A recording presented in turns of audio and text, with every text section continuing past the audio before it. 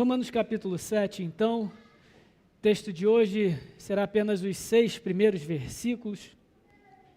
Peço que os irmãos, então, acompanhem comigo a palavra do Senhor. Romanos 7, versículo 1.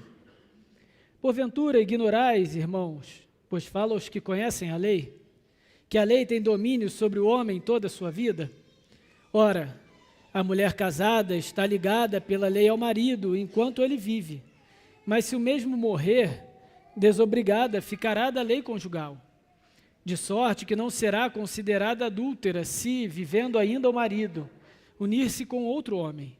Porém, se morrer o marido, estará livre da lei e não será adúltera se contrair novas núpcias. Assim, meus irmãos, também vós morrestes relativamente à lei, por meio do corpo de Cristo, para pertencerdes a outro, a saber, aquele que ressuscitou dentre os mortos, a fim de que frutifiquemos para Deus. Porque quando vivíamos segundo a carne e as paixões pecaminosas, postas em realce pela lei, operavam em nossos membros a fim de frutificarem para a morte. Agora, porém, libertados da lei, estamos mortos para aquilo a que estávamos sujeitos, de modo que servimos em novidade de espírito e não na caducidade da letra. Até aqui a palavra do Senhor. Feche seus olhos mais uma vez, baixe sua cabeça, falemos com o nosso Deus. Senhor, nosso Deus e amado Pai, te louvamos pela Tua palavra, lida na Tua presença. Dá-nos do Teu Espírito Santo. Alimenta-nos, Senhor, com a Tua verdade, com a novidade de vida que temos em Cristo Jesus. Una a Tua igreja a Cristo, de modo que o nosso pensamento seja o mesmo do nosso Salvador. E possamos compreender a Tua palavra e, compreendendo-a, possamos vivê-la para a Tua glória. Em nome de Cristo Jesus, em quem oramos. Amém. Irmãos, a gente já viu muitas verdades preciosíssimas na carta aos Romanos. Ela sim começa um pouco dura, um pouco árida. Ela vai falar da incapacidade do ser humano de realizar a vontade de Deus. E por isso, e apesar disso, o ser humano, por natureza, é indesculpável diante de Deus. Merece a morte, merece a condenação eterna. Mas a carta se desenvolve.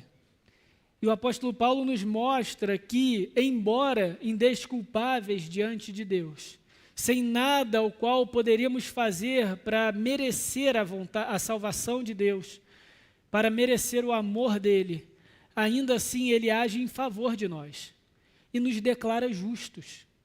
Isso é o que chamamos de justificação. E quando somos declarados justos, nós somos recebidos na presença do Senhor, somos recebidos na presença de Deus e temos paz com Ele. Estamos livres, portanto, do pecado pela graça. Como o presbítero Leonardo falou, graça, favor imerecido, aquilo que não vem de nós, que partiu do ser de Deus, que partiu do coração de Deus, que partiu do amor de Deus. Então Paulo, a partir do capítulo 6, começa a tratar da relação do cristão com o pecado. Começa então a dirigir-se aos cristãos, aqueles que foram justificados por Deus, aqueles que foram recebidos na sua presença, aqueles que agora têm relacionamento com Deus. Como que nós lidamos com o pecado? O pecado ainda existe, ele é presente. Até aí, Paulo falou com os incrédulos, Paulo falou com os judeus, mas agora ele vai falar aqueles que ele chama irmãos. Nós vimos isso no capítulo 6 e vimos de novo no capítulo 7. Na realidade, irmãos, essas divisões de capítulos, principalmente nas cartas, elas não ajudam sempre. Porque o capítulo 7, versículos de 1 a 6, que acabamos de ler, na realidade é a conclusão do raciocínio que Paulo abriu no capítulo 6. Então, quando a gente olha no capítulo 6, Paulo vai nos ensinar aquela que é uma das mais preciosas doutrinas do Evangelho, que é a união com Cristo. E ele usa 3 ilustrações para isso. A primeira ilustração que Paulo usa é do corpo que é crucificado para o pecado. Versículos de 1 a 14 do capítulo 6. A segunda ilustração é a do escravo. Então ele vai dizer que antes éramos escravos do pecado, agora passamos a ser escravos de Cristo, servos de Cristo, mas a palavra é a mesma, escravos de Cristo. E a última das ilustrações, para encerrar esse raciocínio, Paulo vai falar do matrimônio. Antes éramos unidos à lei e por isso frutificávamos para a morte, agora somos unidos a Cristo e por isso frutificamos para a vida. Então, nós vemos aqui a conclusão do ensino do apóstolo Paulo com a terceira e última ilustração. Veremos então sobre a nossa desunião do pecado e a nossa união com Cristo. Esse é o tema do nosso sermão, a desunião do pecado e a união com Cristo. Veremos o princípio dessa união, a ilustração dessa união, a aplicação da união e a sua realidade. Comecemos versículo 1, então o princípio. Paulo então já traz o seu princípio, lembrando que ele está concluindo, então versículo 1 do capítulo 7, ele nos diz: porventura ignorais, irmãos, pois falo os que conhecem da lei, que a lei tem domínio sobre o homem toda a sua vida. Então, como eu já disse, Paulo agora vai direcionar o seu discurso aos cristãos.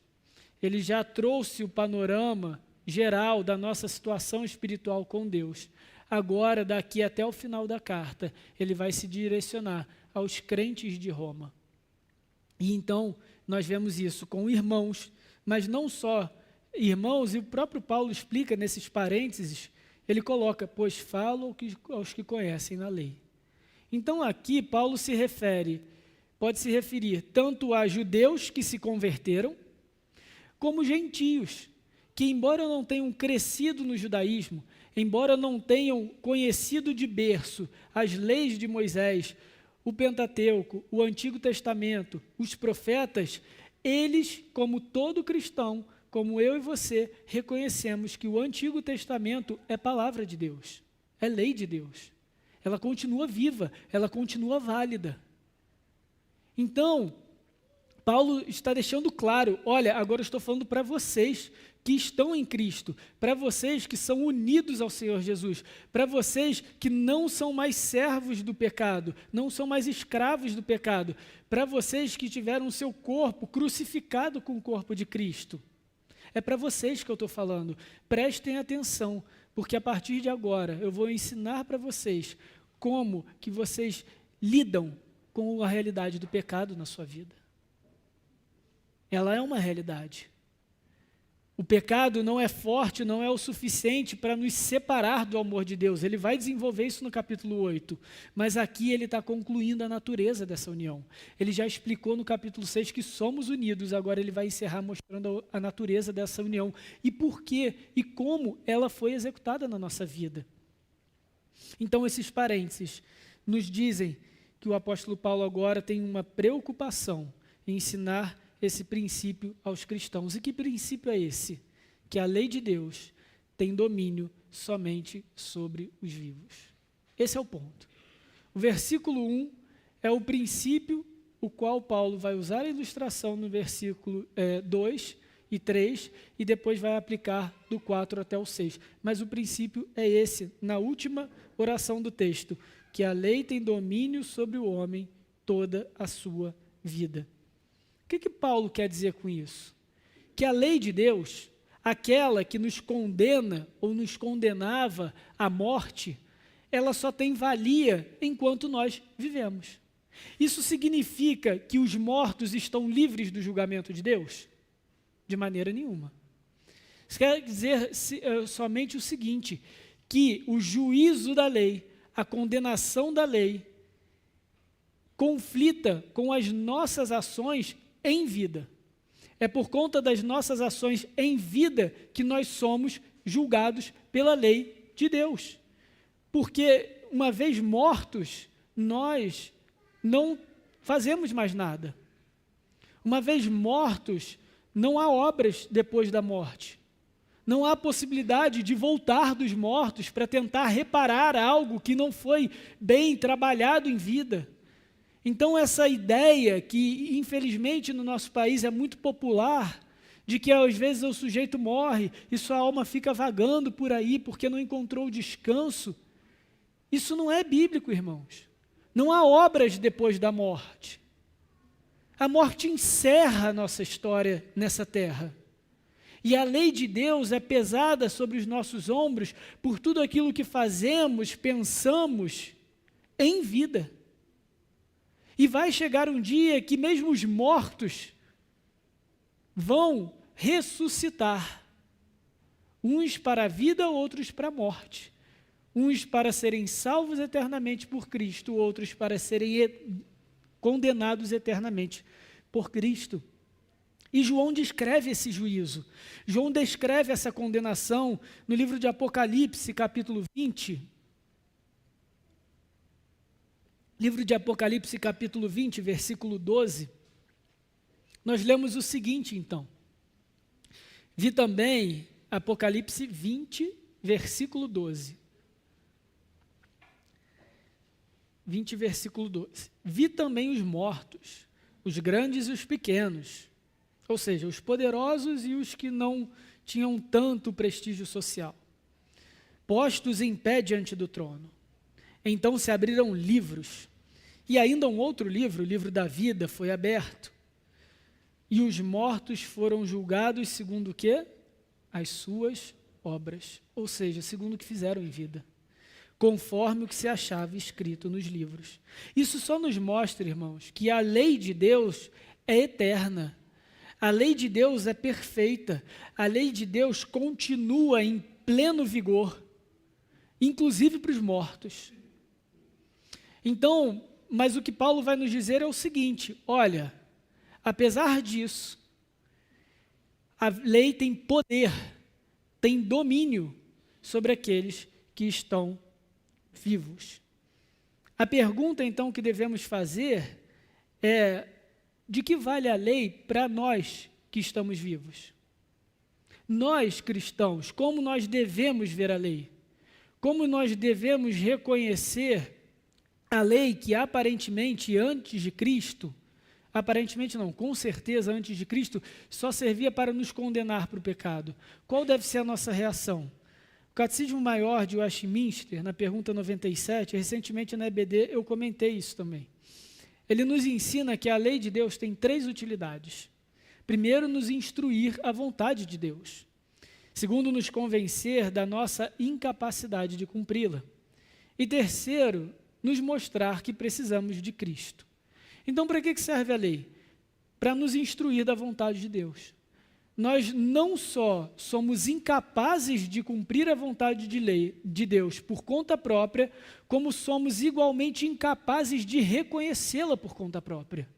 Precisamos que o Senhor nos diga, que o Senhor nos revele o que Ele espera de nós, o que Ele deseja de nós, o que Ele quer que nós façamos, o que Ele quer que nós sejamos. Precisamos que o Senhor nos instrua nisso. E como que Ele faz isso? Com a sua lei.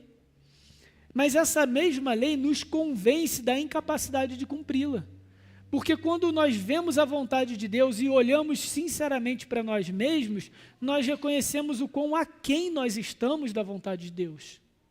E é inclusive essa discussão que Paulo vai tratar ao restante do capítulo 7, de um homem que reconhece a sua incapacidade de cumprir a própria lei. Esse vai ser o tema do sermão do domingo que vem, dando um spoiler. Mas então, vendo essa incapacidade, nós olhamos para Cristo, aquele que cumpre a lei no nosso lugar, aquele que se coloca como o nosso mediador entre Deus e nós mesmos. E olhamos e reconhecemos, precisamos do Senhor Jesus, precisamos da obra dEle, precisamos que Ele faça algo em nós, porque nós, por nós mesmos, não conseguimos. Mas, de fato, como diz João Calvino, a lei de Deus foi entregue aos homens a fim de governá-los na presente vida. A lei de Deus é uma realidade, mas para aqueles que estão desunidos de Cristo, para aqueles que não têm o Senhor Jesus na sua vida, a lei só serve para condená-los, para lembrá-los da sua incapacidade de fazer a vontade de Deus. Se somos incapazes de obedecer à lei de Deus por conta própria, como diz o apóstolo Paulo no capítulo 3, como que nós poderíamos então nos livrar desse domínio da lei? Paulo já nos disse que somos justificados, declarados justos por Cristo. Paulo já nos disse que nós somos unidos a Cristo. Mas agora Paulo diz o seguinte: espera aí, mas a lei ainda tem domínio sobre todos os homens. Como pode então alguém, um indivíduo, cujo domínio pertence à lei, se unir a Cristo? Como, de fato, acontece a nossa salvação? Qual é o modus operandi disso? É isso que Paulo está respondendo aqui. Ele já nos mostrou tudo que Cristo faz por nós, mas agora ele está nos ensinando como que nós, que éramos escravos do pecado, estávamos sob domínio da lei, poderíamos estar unidos a Cristo. Um Deus que é justo, um Deus que não viola a própria lei para nos salvar. E aí então vem a ilustração nos versículos 2 e 3, a ilustração dessa união. Versículo 2 então: ora, a mulher casada está ligada pelo seu marido, pela lei ao marido, enquanto ele vive. Mas se o mesmo morrer, desobrigada ficará da lei conjugal. Então Paulo vai usar a ilustração do matrimônio justamente como metáfora para esse princípio. A lei do matrimônio, aquilo que une homem e mulher, só é válido, só tem vigência enquanto as duas partes vivem. Quando uma das partes morre, a que permanece viva, no caso aqui do nosso exemplo, a mulher, ela é desobrigada por lei, pela lei de Deus, de todos os seus vínculos com o seu marido, agora então falecido. É essa a ilustração de Paulo. E aqui só uma primeira observação, um rápido parênteses sobre o versículo 2 e 3. Não é o objetivo de Paulo aqui ensinar sobre o casamento. Não é o objetivo de Paulo ensinar sobre o divórcio, nem sobre o novo casamento. O que é o novo casamento? Quando uma união é desfeita, seja pela morte, pelo divórcio, qualquer coisa, e a pessoa casa-se de novo. Aqui não é o objetivo de Paulo, irmãos. Paulo parte de um princípio. Qual é o princípio? Aqueles que o ouvem são aqueles que reconhecem a lei de Deus. Eles já sabem a vontade de Deus para o casamento. Há outras cartas de Paulo, há escritos ensinos de Jesus sobre o casamento. Aqui Paulo está usando o casamento como uma ilustração, e a gente não pode perder isso de vista. O que Paulo quer dizer, então, quando ele usa esse exemplo? Simplesmente isso. Assim como o casamento dura enquanto o sujeito vive, a lei tem domínio sobre nós enquanto nós vivemos, porque nós estamos unidos à lei como uma mulher está unida em matrimônio com o seu marido. Beleza? E no versículo 3, Paulo reforça essa união, essa ilustração. Então veja o que ele diz: de sorte que será considerada adúltera se, vivendo ainda o marido, unir-se com outro homem. Porém, se morrer o marido, estará livre da lei e não será adúltera se contrair novas núpcias. Então o que Paulo está falando? Se uma mulher une-se ao marido, e aqui não é uma relação sexual, aqui é um compromisso, é unir-se mesmo, é dar-se em casamento. Então o que Paulo está dizendo é o seguinte: se der na cabeça de uma mulher casada, ir lá e casar com outra pessoa, aqui no Brasil não pode fazer isso, você checa isso antes, né? Em cartório, mas naquela época não tinha isso tudo. Então imagina que uma mulher que é casada deu na cabeça: meu marido viajou para a guerra, não sei se vai voltar e tal, não sabe se morreu, não pediu divórcio, tudo. Ela está casada com ele, e ele está vivo, declarado vivo. Ela vai lá e casa-se de novo. Aquele segundo casamento não é considerado casamento, para a lei de Deus. É considerado o quê? Adultério. Então, não importa se a pessoa da cabeça dela fala: eu vou me unir com outra pessoa. A primeira união tem que ser desfeita. E isso é muito importante para o argumento de Paulo. Porque se o casamento é uma união, não basta a gente, estamos unidos à lei, naturalmente somos unidos à lei. E a lei serve agora só para nos condenar do pecado e a morte, porque nós não conseguimos cumprir a vontade de Deus. Então eu da minha cabeça vou me unir com Cristo. Não, da minha cabeça eu escolhi Jesus, agora eu vou exercer meu livre-arbítrio e está aqui eu. Gente, isso não funciona. É isso que Paulo está dizendo. Não é da tua cabeça, amigo. Você não vai acordar um dia, achei interessante esse negócio de evangelho e tudo, agora eu vou me unir a Cristo, e eu vou me esforçar para caramba para unir a Cristo. Você está se enganando. Porque você ainda não foi liberto do seu último compromisso. A gente está preso. Lembra da ilustração anterior, no final do capítulo 6, somos escravos da lei. Um escravo não tem liberdade, autoridade para falar assim, eu não quero ser mais escravo desse senhor, agora eu quero ser escravo desse outro aqui, porque ele é muito melhor do que o primeiro. E é o meu direito de escravo escolher a quem eu vou servir. Claro que não, gente. Então Paulo vai nos dizer, não se enganem. Nós não temos esse poder, nós não temos essa capacidade, nós não somos habilitados a unirmos com quem a gente quiser.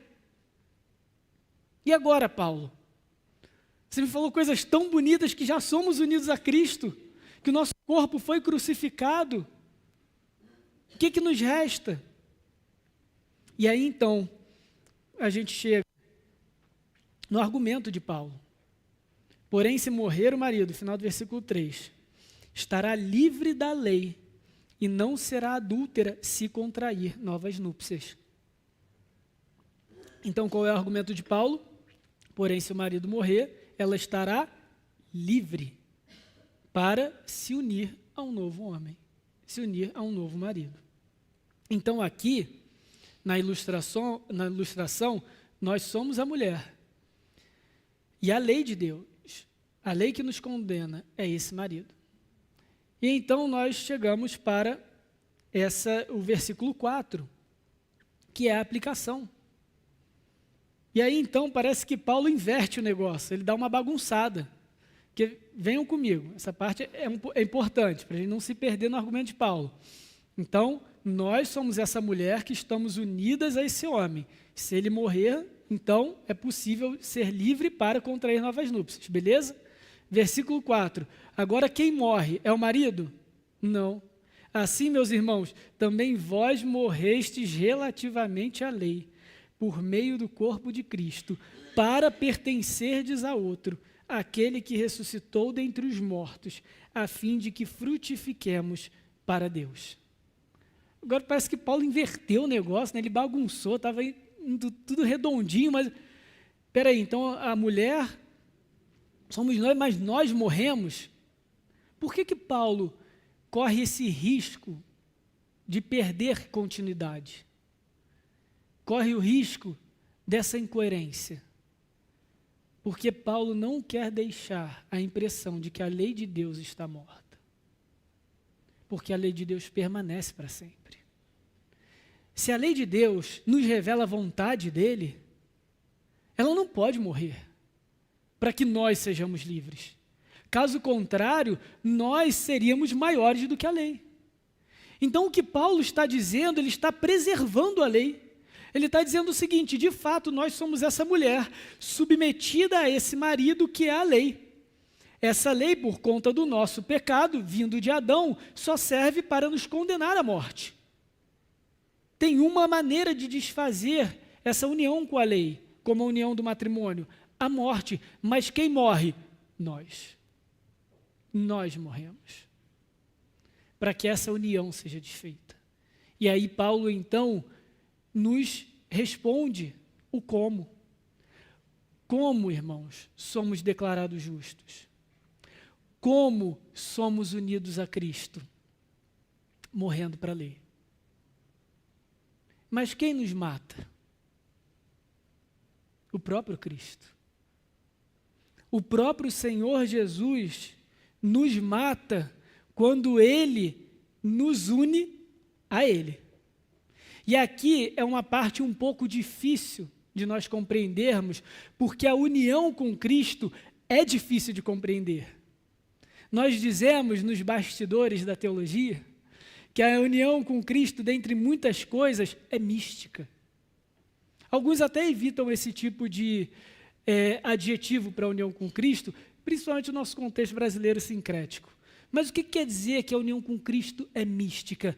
É que ela é difícil de entender para nós, seres humanos, carnais.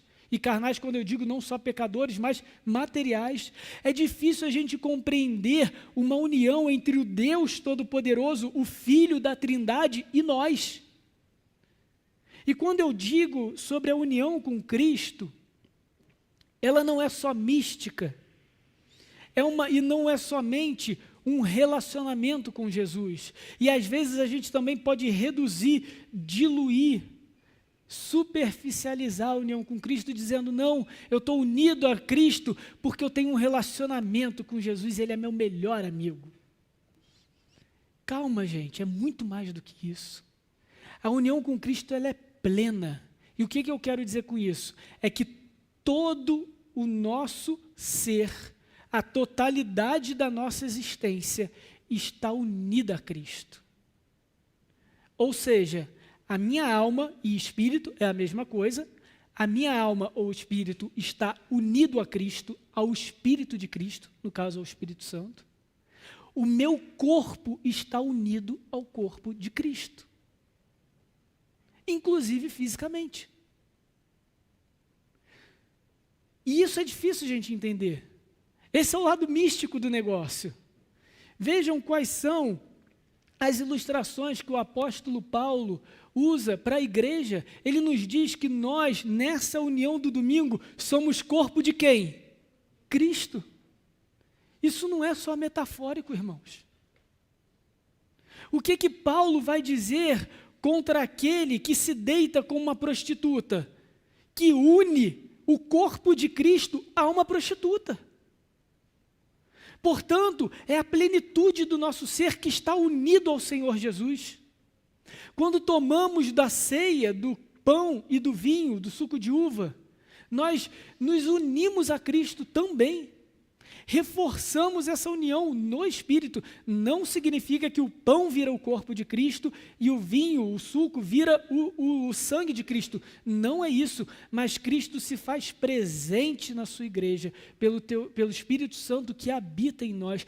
Por que o Espírito Santo pode habitar corpos pecadores, corpos concebidos em pecado, como diz o salmista? Porque esses corpos, embora mortais, corruptos, como o próprio apóstolo Paulo vai dizer em outra carta, esses corpos estão unidos a Cristo. Então o Espírito Santo habita em nós, porque o nosso corpo físico é um com Cristo.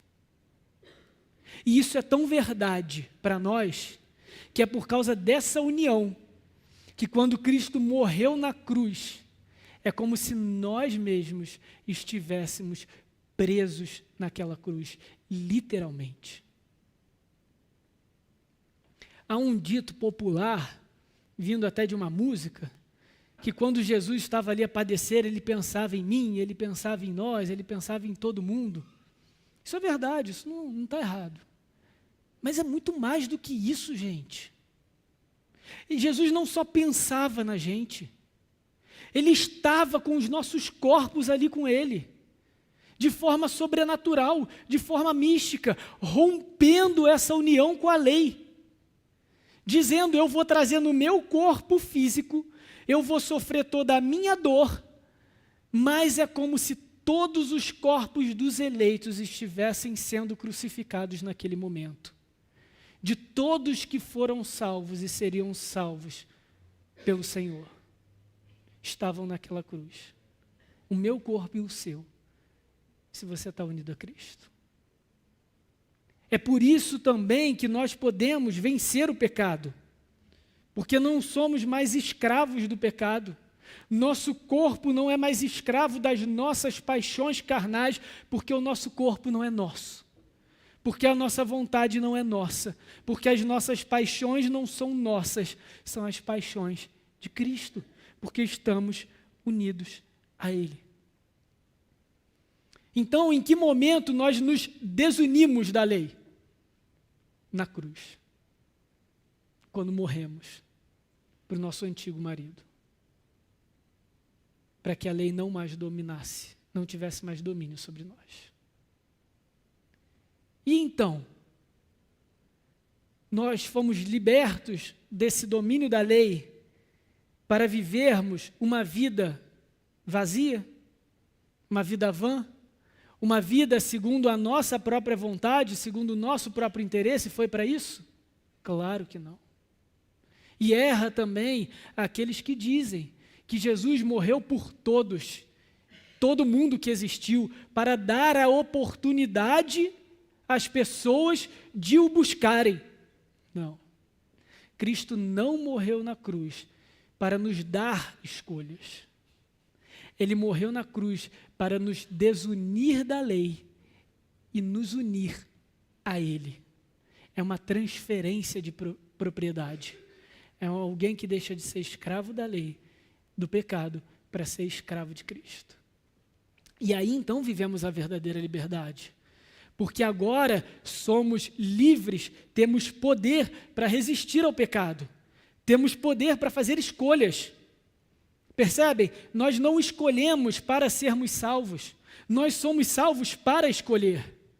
Antes, nós não tínhamos capacidade de escolher fazer o bem, de escolher a Deus, de escolher a vontade do Senhor.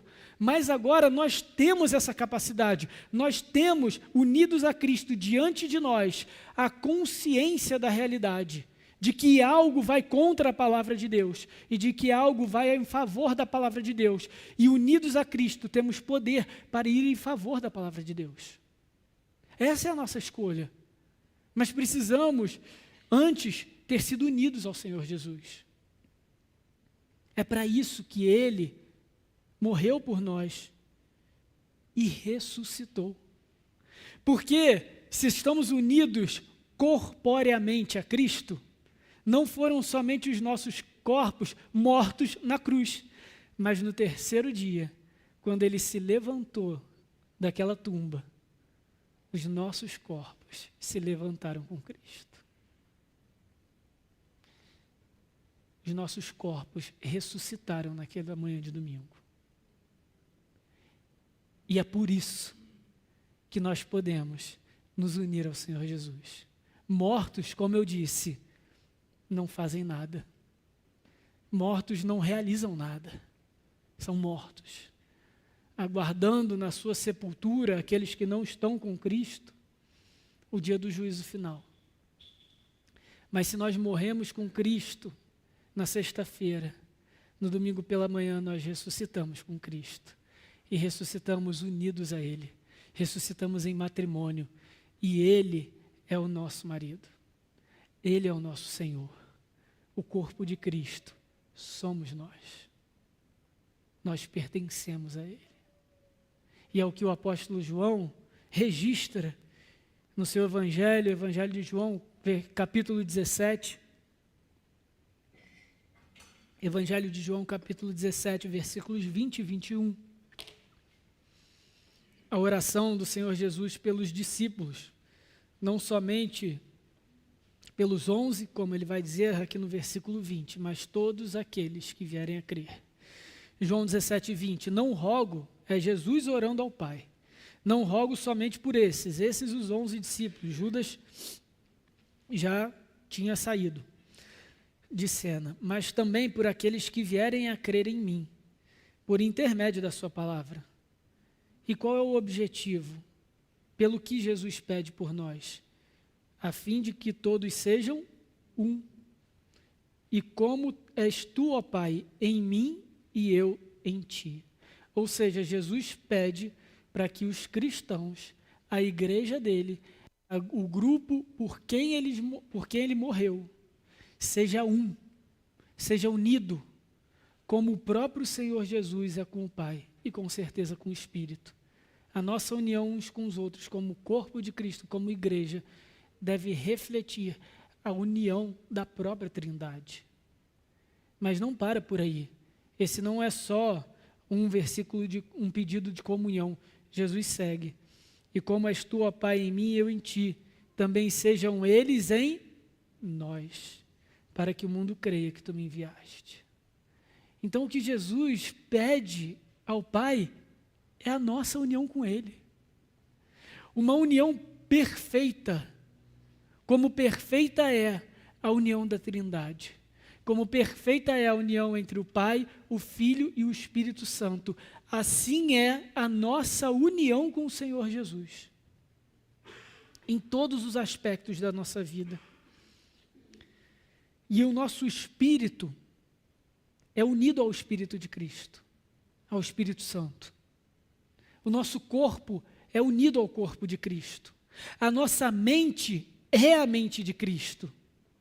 Porque nós morremos para o pecado, nós morremos para a lei, quando Cristo morreu na cruz, ressuscitamos com Cristo ao terceiro dia, naquela manhã de domingo, nos unimos com o Senhor Jesus, e essa união agora é eterna.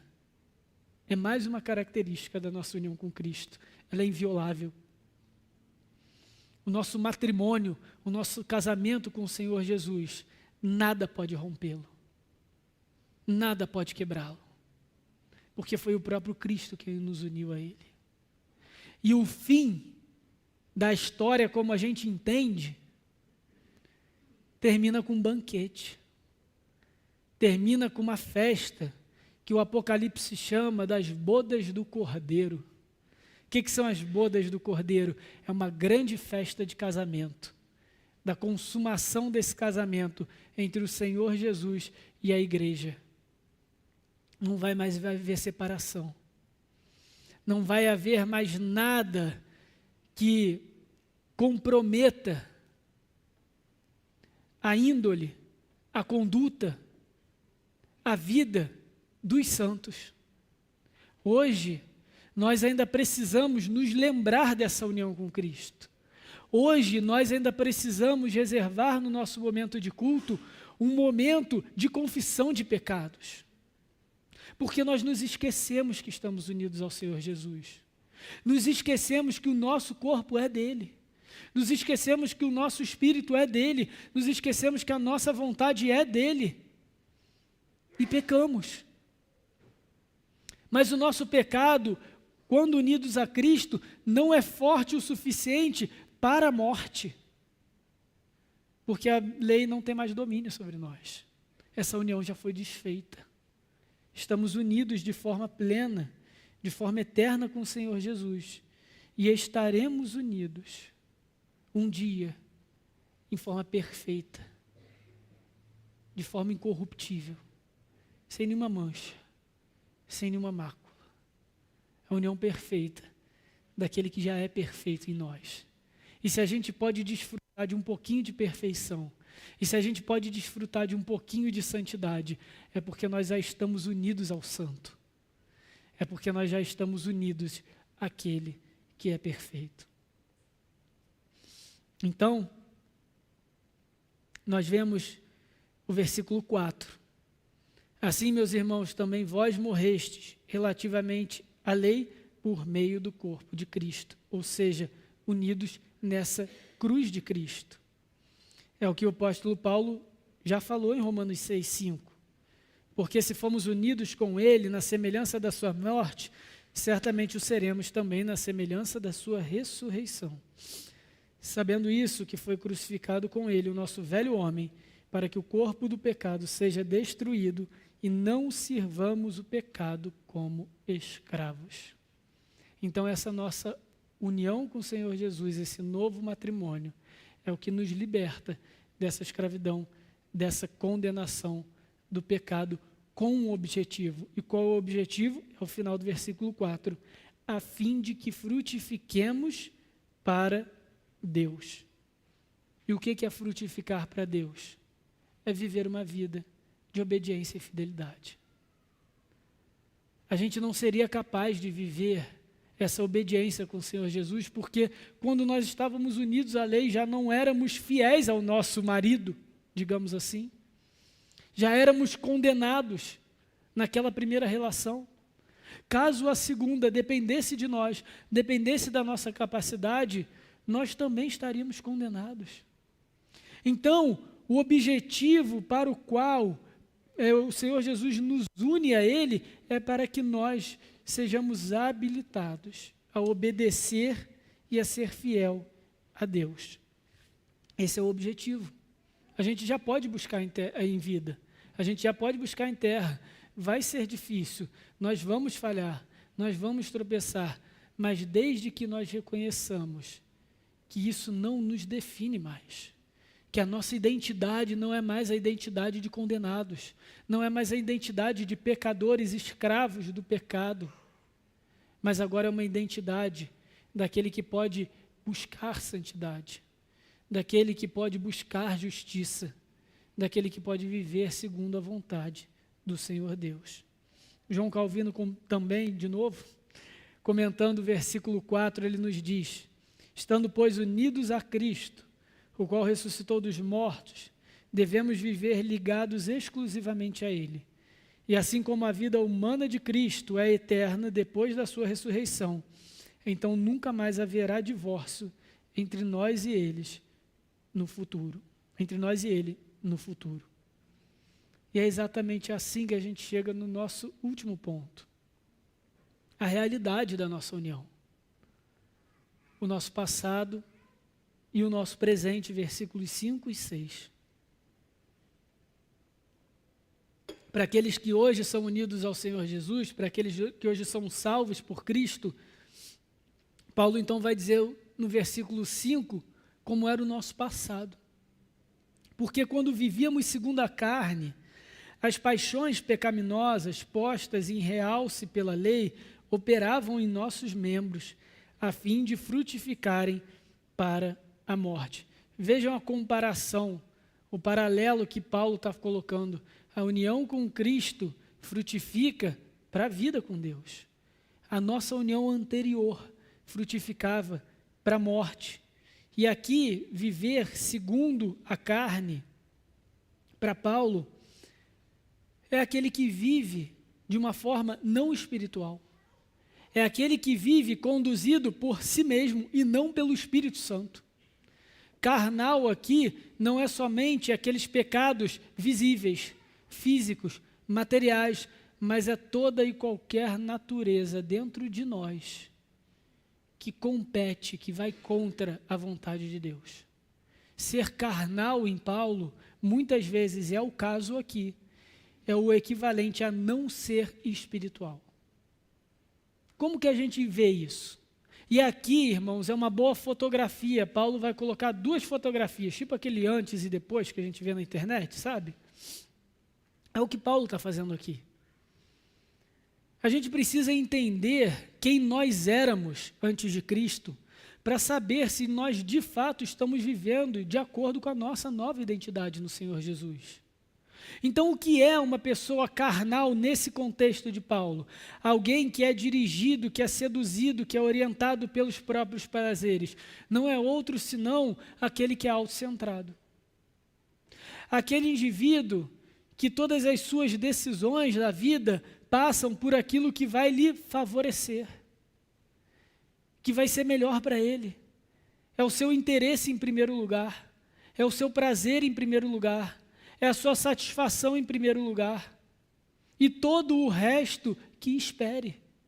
E o que a gente mais vê no discurso cultural de hoje é uma egolatria, uma idolatria do ego, é nós colocarmos a nossa vontade, o nosso desejo, quem nós somos, em primeiro lugar. São discursos como: valorize a si mesmo, pense primeiro em você. E aqui, irmãos, eu não estou pregando uma autocomiseração, eu não estou aqui pregando uma autodestruição, longe disso. Mas nós encontraremos a nossa verdadeira, a nossa perfeita, a nossa melhor identidade, quando primeiro colocarmos a vontade de Deus na nossa vida. Então, você quer saber quem você é? Olhe primeiro para Cristo e aquilo que você deve ser em Cristo. aquilo que Deus espera de você, não simplesmente o que você pensa sobre você mesmo. Porque os nossos desejos, os nossos planos, as nossas prioridades mudam com o tempo e o nosso coração não é confiável. Algumas pessoas vão colocar a carreira em primeiro lugar e achar que só vão encontrar plena satisfação nessa vida quando conquistarem determinados status profissional. Ou quando viverem a sexualidade que julgam ser a sua sexualidade.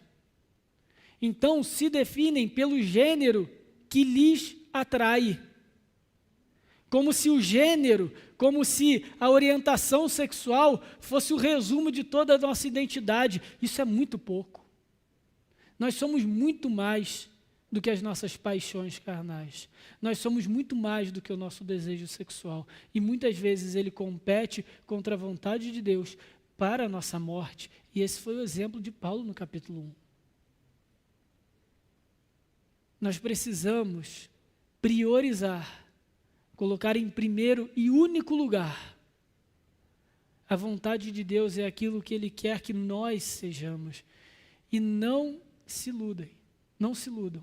Só há felicidade verdadeira, só há satisfação verdadeira quando nós somos aquilo que Deus quer que nós sejamos. Enquanto nós buscarmos a satisfação na nossa própria autonomia, nós viveremos como aquilo que deve ser o nosso passado. Escravos da carne, carnais.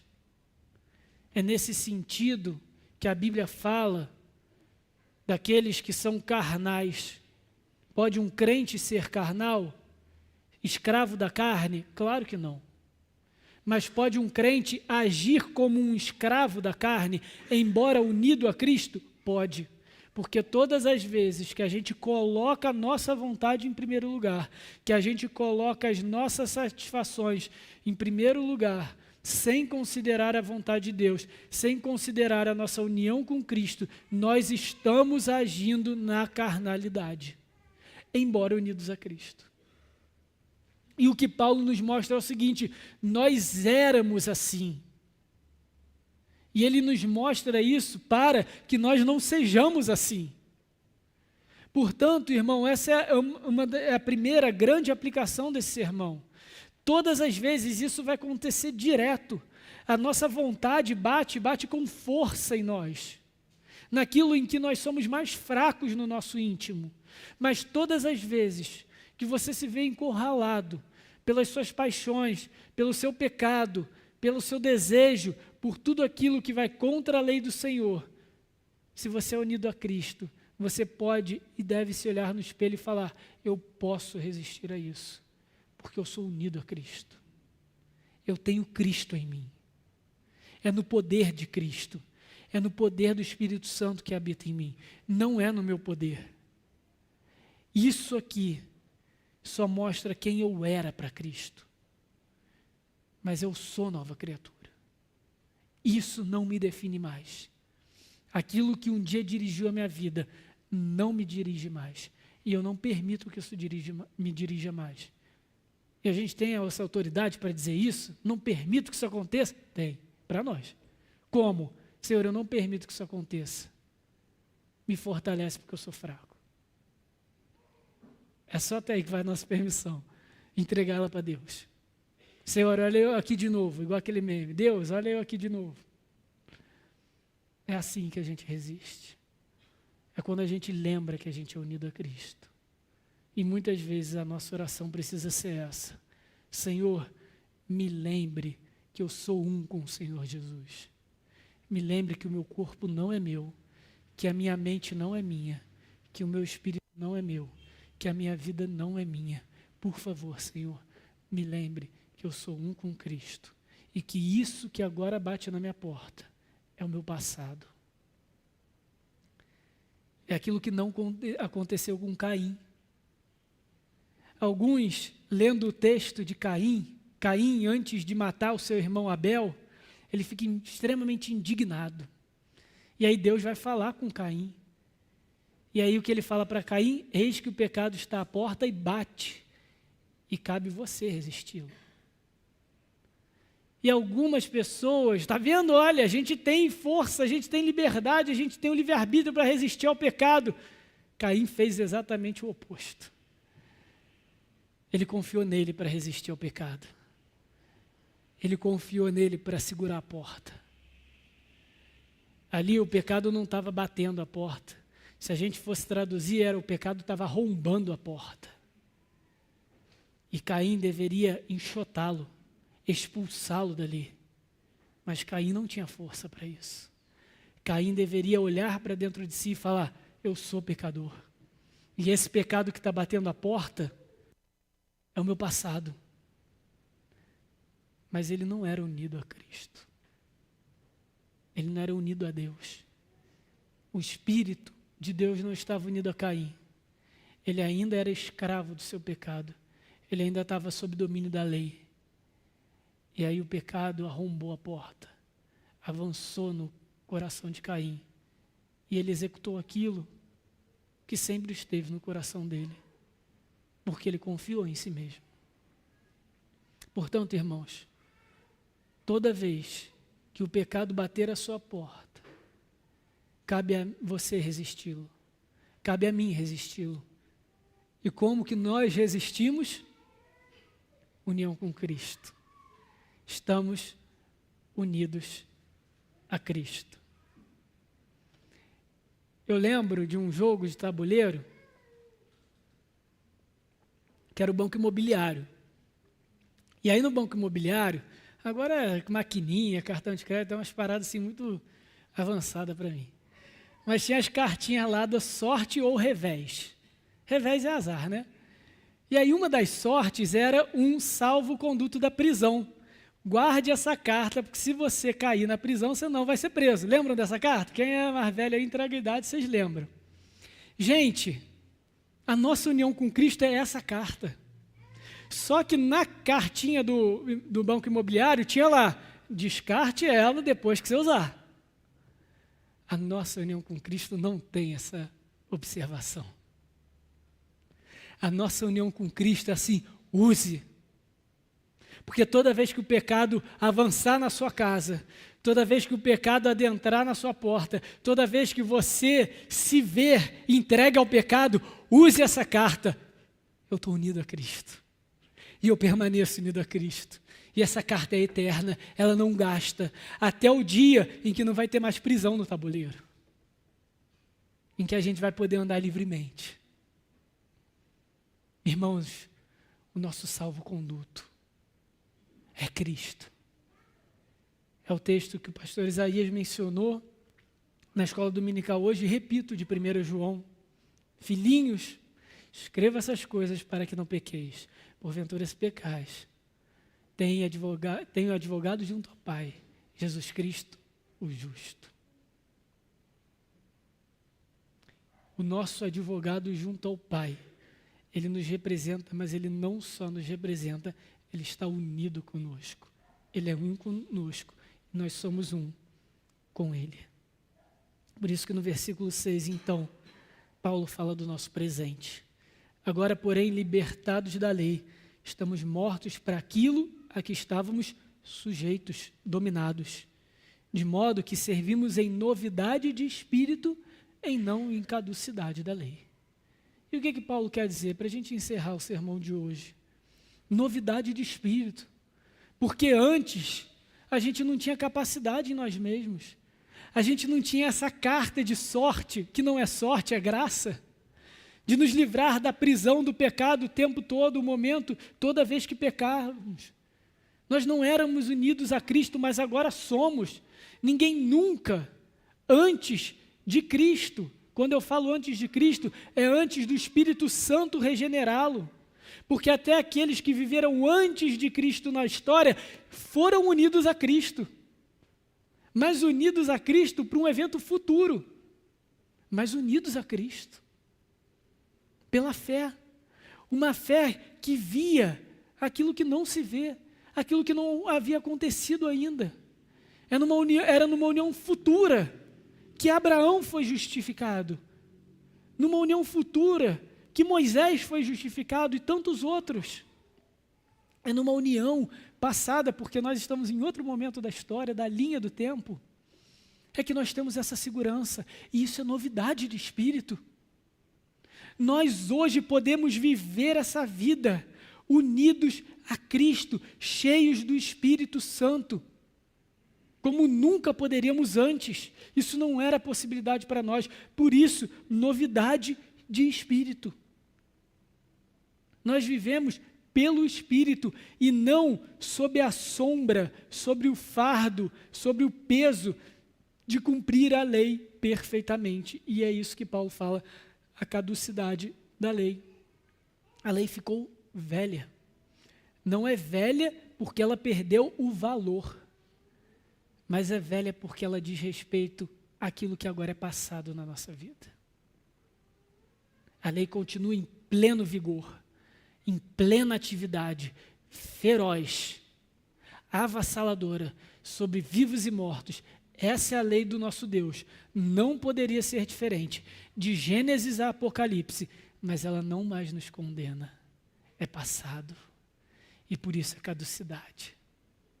Não vivamos como aqueles que acham que podem cumprir a lei. Não tentem. Como assim? Não é para tentar cumprir a lei? Não, é para cumpri-la. Como? Unido a Cristo. Senhor, me ajuda a fazer a tua vontade, e então faremos. Irmãos, Romanos 7, versículos de 1 a 6, fala sobre o passado e sobre o presente. O passado de nós que só tínhamos a lei como marido, como Senhor.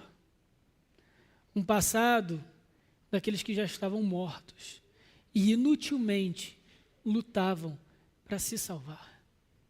Mas fala do presente, daquele que está unido ao Senhor Jesus em todos os aspectos da vida, e por isso, e só por isso, pode viver uma nova vida. Agora, se você ainda vive no seu próprio mérito, na sua própria força, achando que Deus deve alguma coisa a você, achando que talvez Deus livre a tua barra no final, e que tudo isso que a gente falou até aqui, que Paulo fala em Romanos, é só questão de religião, eu digo para você que aquilo que deveria ser passado na sua vida pode ser presente ainda. E você ainda é escravo do pecado. E ainda frutifica para a morte. Paulo nos traz a novidade de vida, mas para aqueles que reconhecem que morreram por Cristo, que fizeram do passado, passado, e por isso confiam 100%, integralmente no Senhor Jesus. Para aqueles que chegam diante de Deus e falam: Senhor, eu preciso dessa união. Eu preciso ser um com o Senhor Jesus. Chega de viver para mim mesmo. Chega do eu. Chega de eu controlar minha história. Chega de eu controlar minha vida. Chega de eu controlar os meus projetos. Chega de eu ser dono do meu coração. Chega de eu ser dono daqueles que estão ao meu redor. Chega de eu tentar justificar os meus pecados. Chega de eu tentar achar que eu sou bonzinho e que eu não sou escravo do pecado, porque eu sou. Chega, Senhor. Tudo que eu quero, tudo que eu preciso é estar unido a Cristo. Que isso seja o meu presente e que isso seja o seu presente. Feche seus olhos. Falemos com o nosso Deus mais uma vez. Senhor, nosso Deus e amado Pai, te louvamos, Senhor, pela realidade passada e presente que está diante de nós. Reconhecemos que éramos escravos do pecado. Reconhecemos que éramos unidos e estávamos sob o domínio da Tua lei, que é perfeita, e por ser perfeita nos condenava à morte todos os dias. E todas as vezes que agíamos agíamos segundo o nosso coração caído, carnal, egocêntrico, pecador, e frutificávamos para a morte. Declaramos que esse é o nosso passado. Confessamos que morremos com o Senhor Jesus na cruz do Calvário. E confessamos, Senhor, e reconhecemos que ressuscitamos para a novidade do Espírito naquela manhã de domingo com o Senhor Jesus. Porque isso tudo veio do Senhor. Foi o próprio Senhor Jesus que nos uniu a Ele, quando derramou do seu Espírito Santo, quando o teu Espírito Santo nos regenerou, nos fez nova criatura, nos transformou, nos tirou do lamaçal do pecado. Ali o Senhor nos uniu ao Filho. E porque estamos unidos ao Filho, somos um com o Senhor, somos um com o Espírito. E hoje podemos viver segundo a Tua vontade. Senhor, fortaleça-nos na realidade da nossa união com o Senhor Jesus. Fortaleça-nos em santidade, fortaleça-nos em justiça, fortaleça-nos em obediência, fortaleça-nos em discernimento. E todas as vezes que pecarmos, Senhor, que o Teu Espírito Santo, unido ao nosso, nos convença do pecado, nos leve mais uma vez àquele lugar, à cruz, e nos mostre o nosso corpo pendurado ali, dizendo: você não é mais esse. Senhor, aqueles aqui presentes e que ouvem a minha voz nesse momento, que ainda não são unidos a Cristo, que o Senhor tenha misericórdia da sua alma e una-os ao Senhor Jesus, na força, no poder, na potência do Teu Espírito Santo, que regenera pecadores para a vida, e que frutifiquemos segundo a Tua vontade, que sejamos Igreja de Cristo, corpo do nosso Senhor, que sejamos um contigo, como o Senhor é com o Filho. Em nome do Senhor Jesus. Amém. Irmãos, e agora que a graça do Senhor Jesus Cristo, a quem estamos unidos, hoje e por toda a eternidade, o amor de Deus o Pai e as consolações do Espírito Santo sejam convosco e com todo o povo de Deus espalhado sobre a terra. Amém.